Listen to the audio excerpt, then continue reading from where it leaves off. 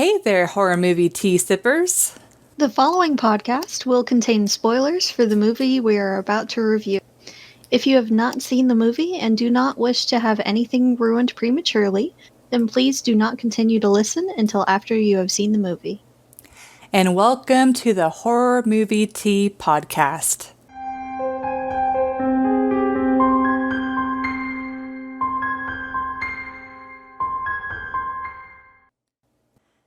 Today, to kick off our favorite month of the year, we are going to be doing Nightmare on Elm Street.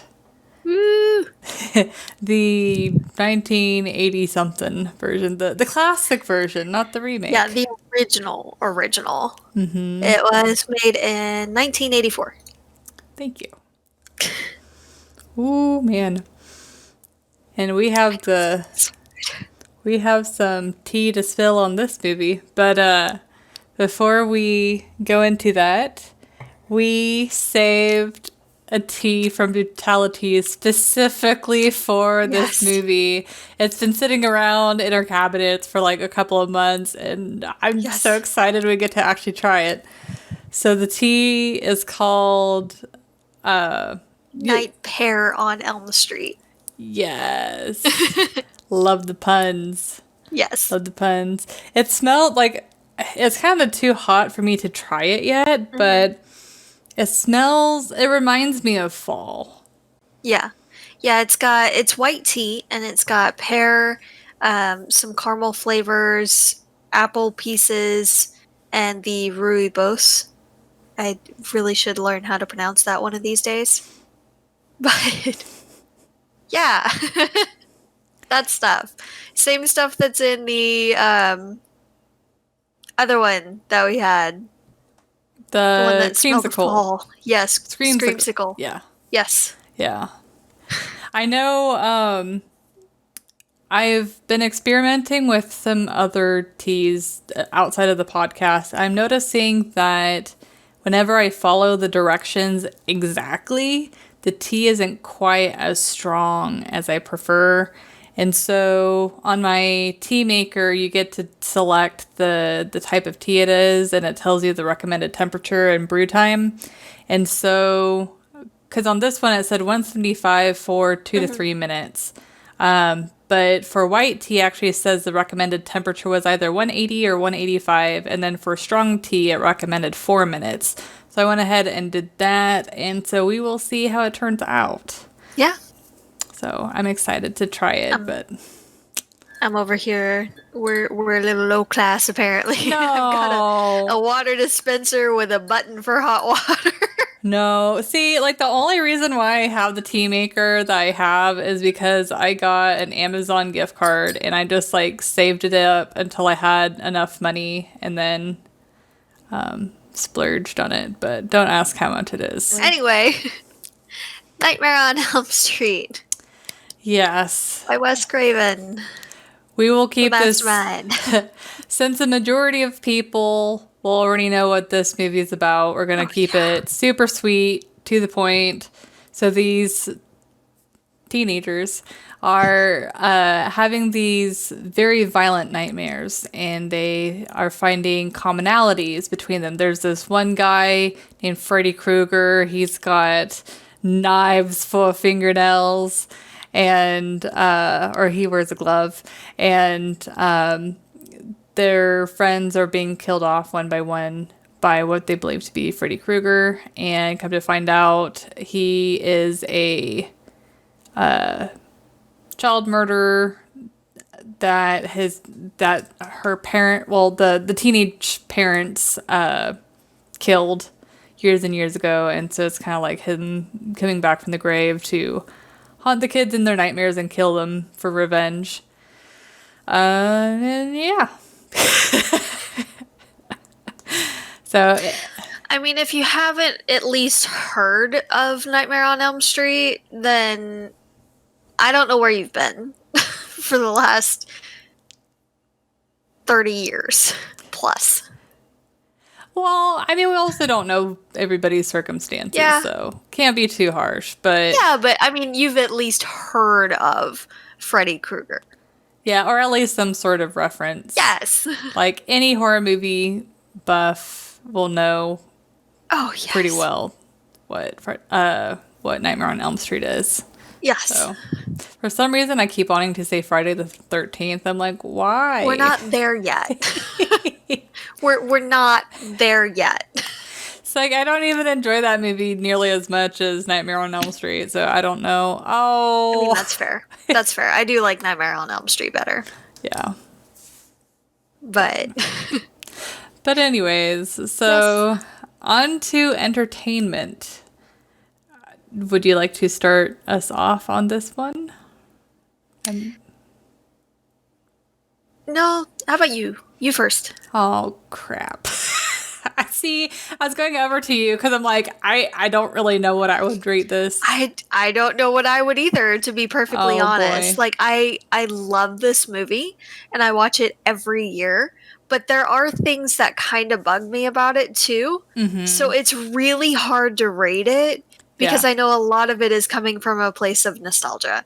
And also from when I was scarred as a child. So, see, like, I saw a Nightmare on Elm Street 2 when I was a teenager, and that freaked me out, but I didn't see the original Nightmare on Elm Street until late teens, early 20s, so maybe it would be better for me to start off rating it, since I don't have the nostalgia glasses. I have them firmly in place. This movie's tough because it is such a classic. It is such a memorable movie. Like it's almost like Evil Dead, to where there's nothing really quite like it. Mm-hmm. Nothing before, nothing quite after. They tried to remake it and all after, and it just falls short.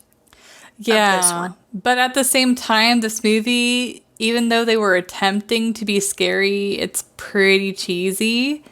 And so, consider the time period. As someone that wants an actual scare, like I remembered the first time I saw this movie, I was actually disappointed in it because I was expecting, I heard so many people say, this is the scariest movie of all time. It gave me nightmares forever and scared me as a child. But of course, whenever I watched it as like, older teens, young 20s, I was like, what? Like this is hilarious. Like this isn't scary at all. Oh boy, I'm probably going to get some slack for this, but I would probably rate it. Oh man, I'm feeling a 6. I'm feeling a 6. I feel like that should be the absolute lowest that anyone should be able to give this movie, honestly. I'm feeling like a 7.5. Like, I want to give it higher, I really do, but there are some cheese moments and that they could have done better. And honestly, we'll get into this a little bit later, but if they had done Wes Craven's original intended ending, I feel like it would have been better. Mm-hmm. But we'll get into that a little bit later. Yeah. Yeah. So, kind of my reason for the scale is, I don't know, there are just some things that they, like, for example, the very first scene where you see Freddy, the super iconic scene where he has super long arms that that is stupid. I am sorry. That's not scary. It's not scary. And then whenever he's like running after Tina and he's like, oh, like it's just like, that's not scary. That's freaking hilarious. And like there were very few times, like I'd say the first 2/3 of the movie, I'm not scared at all. Like it's just funny. And then the last third, it's not so much scary as more intense for me. But it's like the intensity, like the whole like Nancy like banging at the bars because her mom barred the house, calling for her dad, and the one cop's like, oh, I guess I should call for her dad. It's just me nuts. Yeah. Yeah. Like it does have a few of the scary movie tropes on, oh, let's create intensity by making the outside characters of the scene stupid or naive or just especially when it comes to law enforcement. I feel like it's really directed at law enforcement a lot of times, and that makes me a little bit sad. yeah, but and then also parents in a lot of horror Yeah. movies they make the parents very not understanding, and I can Or I would negligent. yeah I would imagine that this movie, since it's since it's mostly focusing on teenagers, I would imagine it being kind of directed towards teens. And, you know, if I was a teenager watching it, I could definitely relate to those characters because it's like, oh, my parents don't understand me about particular situations. And in some of those situations, it's a serious situation where, you know, whether it be mental health or whatever, and trying to reach out for help, and the parents being like, it's not that big of a deal, or, you know, so I think is probably some sort of metaphor for that. But for the movie itself, it definitely was pretty frustrating. I felt like the parents were a little bit too slow to join the game and be on the same page as the kids. Well, and her mom is all over the place too. Nancy's mom, all over the place. She is clearly an alcoholic. Yeah. Seems somewhat abusive and or negligent. A little bit. At one point, she does slap Nancy. But it also, I think at that time, it was a little bit, I mean, spanking, I mean, even in the 90s was a thing. Nowadays, that's not so much accepted. Yeah, but I don't know. I feel like it was a bit much. No, I definitely agree. It was 0 to 100. And then she went, just, again, with the crazy level, 0 to 100, and put bars on every single window ever, including the window on the door. Yeah, like, especially, like, you had mentioned it, like, that'd be a safety hazard if there was a fire, which there was, you know, and she couldn't get out. Yeah. Like, honestly, you really, if you're doing it for security, you really only technically need it on, like, the bottom floors. Mm-hmm. That would deter most people trying to break in. I know there was the trellis there and all, but I feel like the trellis was gone too when she came home and saw the bars on the windows. Like, I don't remember seeing the trellis with the roses there anymore. So, like, if you take down the thing that people can use to climb up to the second floor, then you don't necessarily need the bars. Yeah. Yeah. And I have to interrupt this broadcast to say that I just tried the tea. And it's good, isn't it? It's freaking delicious. Oh my goodness. Yeah. It is really, really good. I do like it. I feel like the Screamsicle is a little bit better.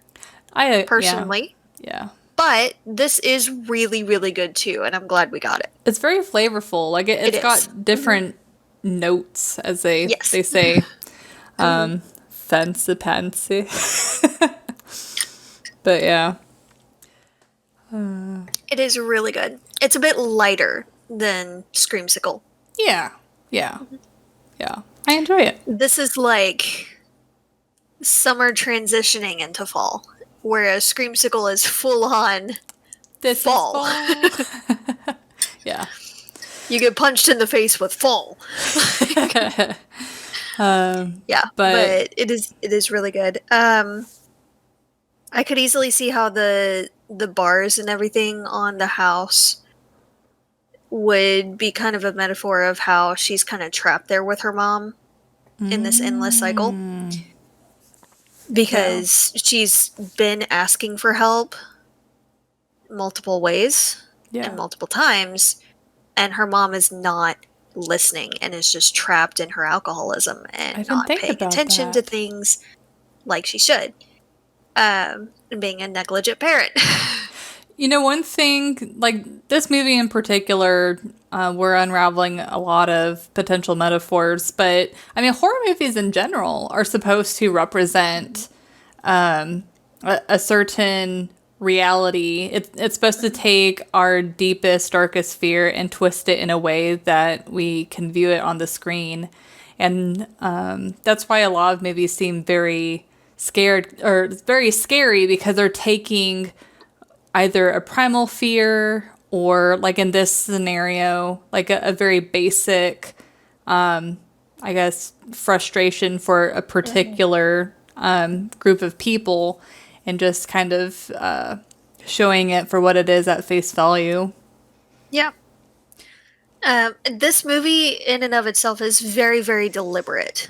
Wes Craven was very deliberate with all of his choices and everything, down to even the color of Freddy's shirt. Oh, yeah. He specifically chose red and green for the stripes because he had read an article stating that that is the color combo that clashes the most to human vision. So because it clashes so much and it's very dynamic, he chose that to be the sweater that the bad guy wears. Mm-hmm. So everything has a reason, everything has a purpose. Mm-hmm. Except the ending. The ending was not his. He actually said that he regrets the ending, that the whole movie is him except that last bit. He says that ending is not his at all. He was very frustrated with it and all. He initially wanted the kids to drive off happy and all and safe, and leave the audience wondering if it was all just a big dream, or if they really did get away, or what's going on. Is it really over? And the producer said, no, there needs to be a big twist. That's how these things work nowadays. It's what the people want. And the producer wanted them to have Freddy driving the car away from the house. They went back and forth with different ideas because Craven was like, that's a bit much. No, he really did not like the idea of Freddy driving the car. So the ending that we see as the audience is what they compromised on. He still regrets it. Yeah, I definitely think that ending is the weakest point in the movie.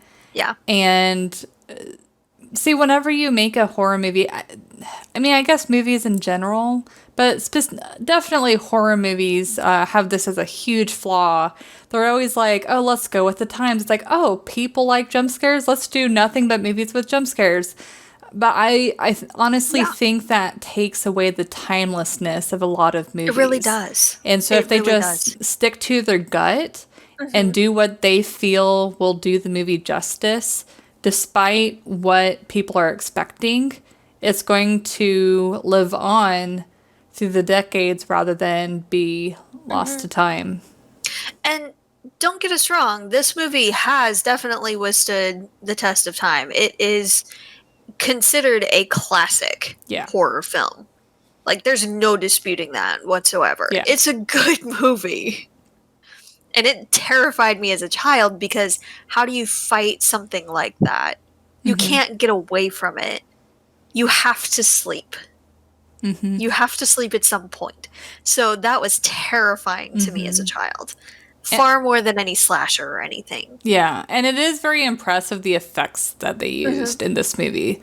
Like, oh, yeah. Yeah, it's really what made the movie, I think.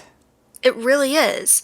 And just his vulgarness and all, it was very shocking. Especially if you watch it as a young kid. But everything, again, comes back to very deliberate. At the beginning, I know you said a lot of it was cheesy, and a lot of it was. But there are some things that they did to ramp up the sense of danger. Yeah. So, like, after he ran after her, which, I mean, it's concerning and creepy when anyone runs after you, period, no matter how you run. But that was just a weird way to run, so it kind of makes you feel uneasy. And then he says, Tina. watch this. And then he slices off his fingers and has basically no reaction. Yeah. So that tells the audience he doesn't seem to really feel or care about pain. Yeah. Period. Like, how do you fight that? He's not exactly going to bleed out like any other slasher or anything. But then he goes after her in these unusual ways and everything, and she just cannot get away. Everywhere they turn, he's right there. Yeah. Yeah. And then later he, like, makes an incision on his chest, and there's just, like, worms and maggots and grossness that comes out. Which, again, he shows no pain, which is a problem. And also, the normal things that should be coming out are not coming out. So clearly, he's already dead. Yeah. So how do you kill something that's already dead? Yeah. Yeah, like, they definitely... Like, I do know that some of it's cheesy, but they do a very good job on making it seem like a nightmare. Like, the fact that he has all of these abilities that are clearly outside of reality, and the fact that he's always right there waiting for them no matter how far they run or try and hide. Like, it definitely puts me back in a place where I have a nightmare, and it replicates something very similar to that. Yeah, and there are times, if you really think about it, think about the last nightmare you had. When you look back on it, did you not think some parts of it were like, why was I even scared by that? That's true. That's true. A lot of nightmares are like that. So I can understand why some parts in the movie are kind of cheesy, despite it's supposed to be scary. A lot of times in the moment, in the dream, things are really scary that wouldn't normally scare us. Yeah. It all depends on the situation. Yeah. And a lot of times also the really, really bad nightmares that you remember even from when you were a kid, they leave a mark. So in the movie, they would have marks every now and then from their fights with Freddy. And I feel like that's a bit of a metaphor there too. Yeah. Yeah. So I really like how they did a lot of this movie. Yeah. I feel like it was dumb to have the stretchy arm thing. That I take some issue with. Yeah.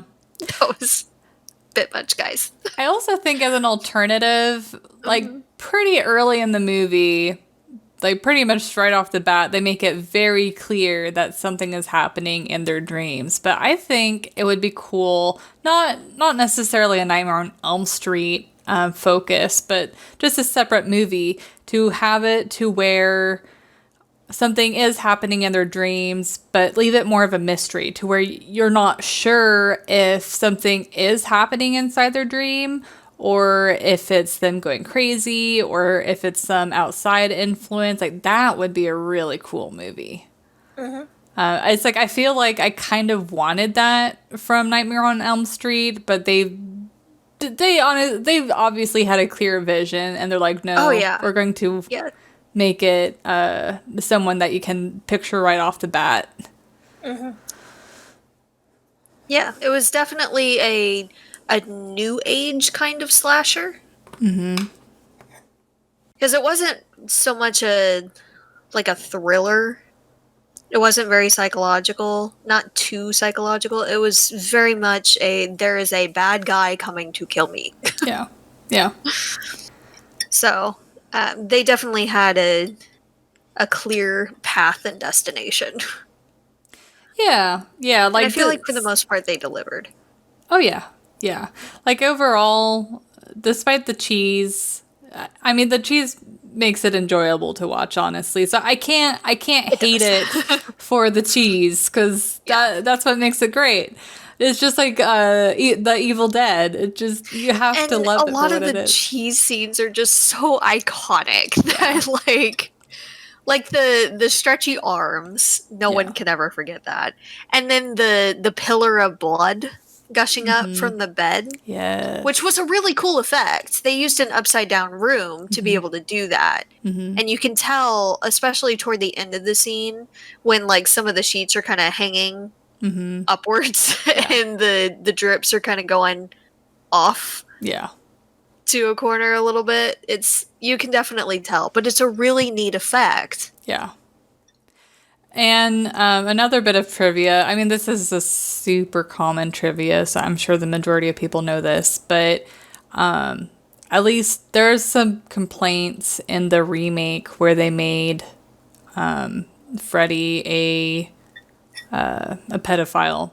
And just some clarification on that. So originally, like in the original Nightmare on Elm Street, he was supposed to be a pedophile. But what happened is at the time in California, there were unfortunately a lot of cases of pedophilia that were coming out at the time. And they didn't want to come out with a movie about a pedophile and be criticized for cashing out on the circumstances that happened to those children. So I honestly think that it was probably morally sound for them to change him to a child murderer. It was a smart move. But, and it has a lot of the same effect. Because, I mean, they're still taking away a child. Yeah. And I mean, even there are still scenes in that movie that give you the hint that he's a pedophile, but they just don't outright say it like they do in the reboot. Yeah. Like the tongue thing through the phone. It was really gross. Or whenever he's fighting them and he's like on top of them. Yeah. Like even if it's an altercation, or the scene in the bath.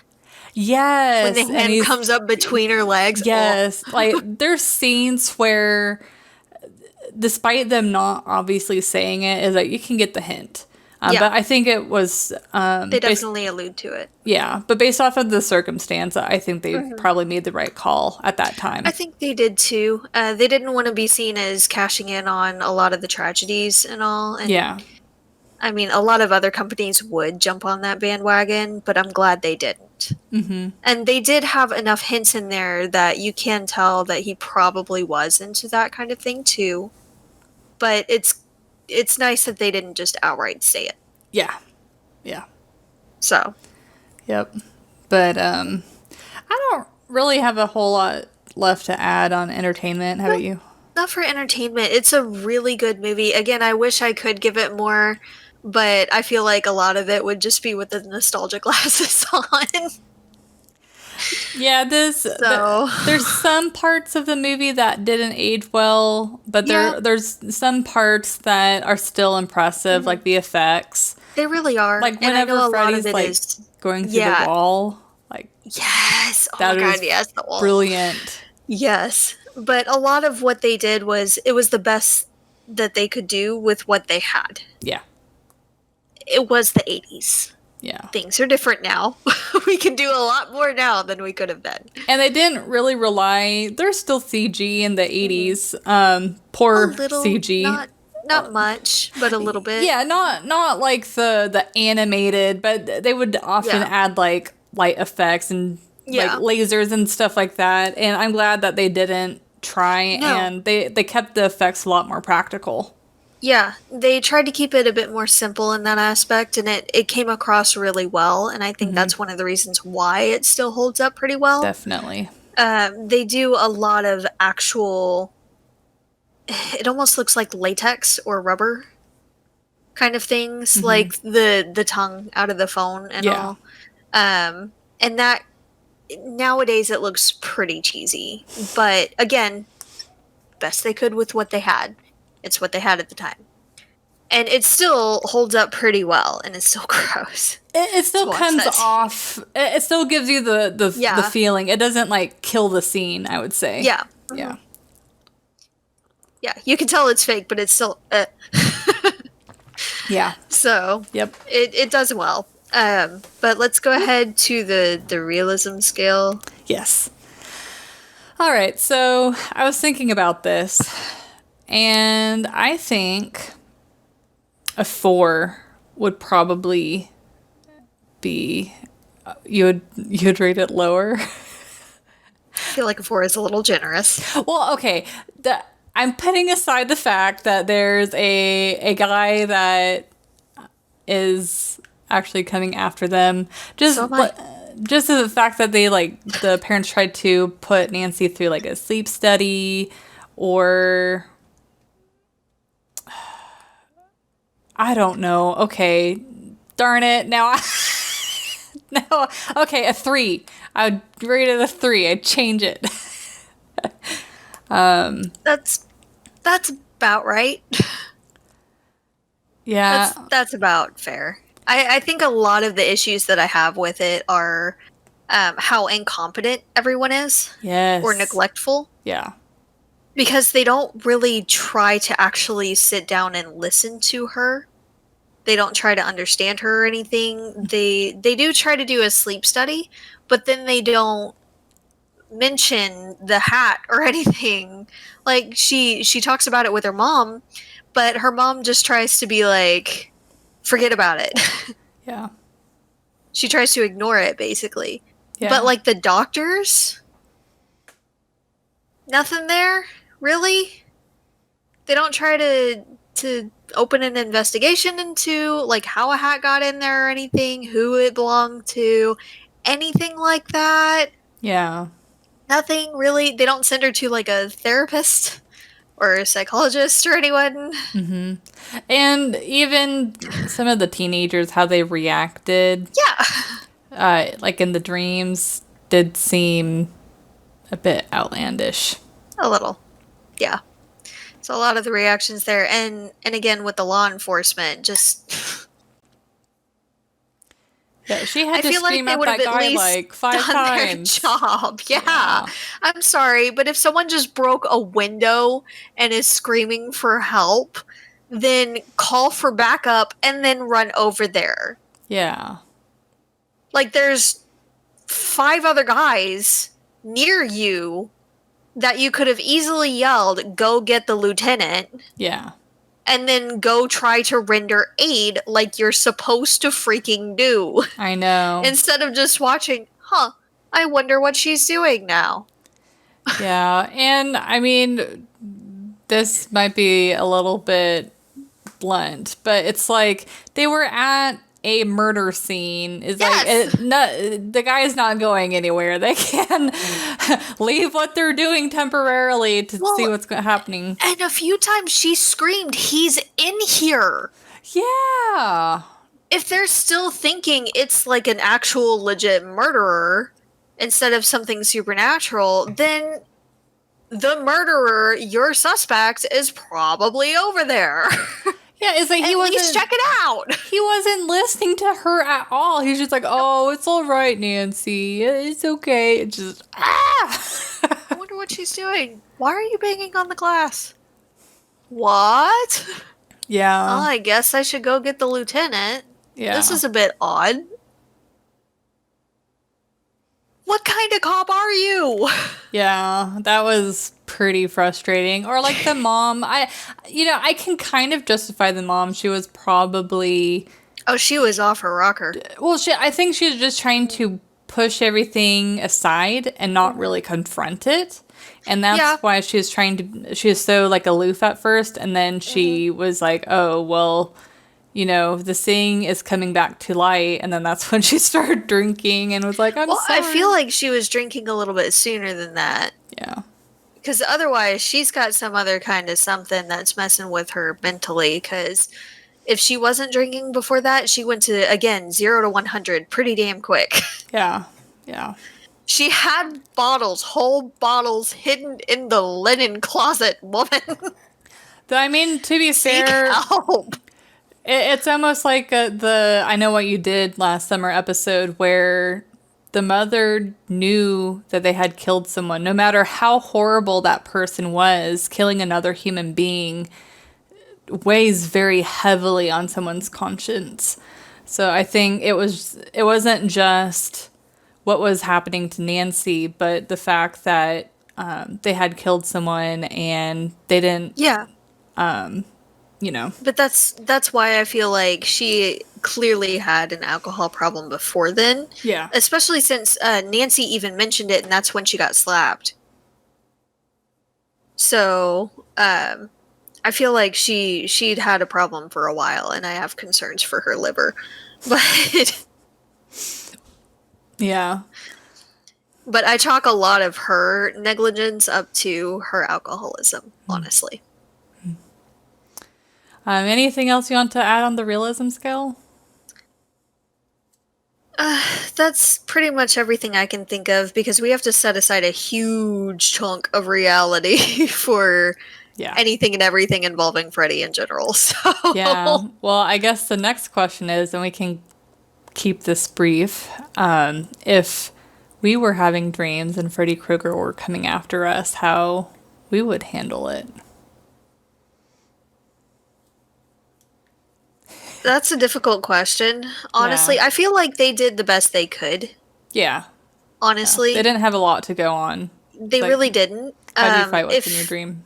Exactly. I mean, if you do find out that you can bring potentially him into reality, then that's one thing. Because you can fight someone in reality a heck of a lot easier than you can in dream world. Yeah. So, I mean, if you're able to figure out that you can bring him through, then have someone like have multiple people there to help. Yeah, don't just rely on one person. So that way, if that one person falls asleep, then you have like backup. Yes. Yes, have a team with you. Yeah. Everyone armed. And in a somewhat safe area, have someone with a working phone as well that can call the cops for further assistance. And have someone go into the dream world and bring him out. Yeah. So, like, as soon as you see them struggling, wake them up. Because I feel like a lot of times, especially in these movies, like, they wait a long time to wake them up, too. I know. Even if the other person is actually still awake, it takes them forever to be like, wake them up. Yeah. Just gotta make sure that they're in distress. Struggling. Well, I know a lot of times they're like, we gotta make sure that they have them. I'm sorry, but if they're like grappling with someone that's not there visible, they've got him. Wake them up. Yeah. Yeah. So. But yeah, overall, a classic. Something to that's good to watch around Halloween time. It makes you think. Yeah. Makes you think a little bit. So, but tell us what you guys thought of the movie, and I know What are your favorites that you guys watch around Halloween? Because yes, you know we got ours. Yes. What are your favorites? Yes, and I'm what are sure your Halloween traditions? We'll be covering the reboot at some time, but let us know your thoughts on if you think that the classic is the one that you go to, or if you like the reboot, and if you like one or the other, tell us why. And until the next time, guys, stay safe and stay spoopy. Bye.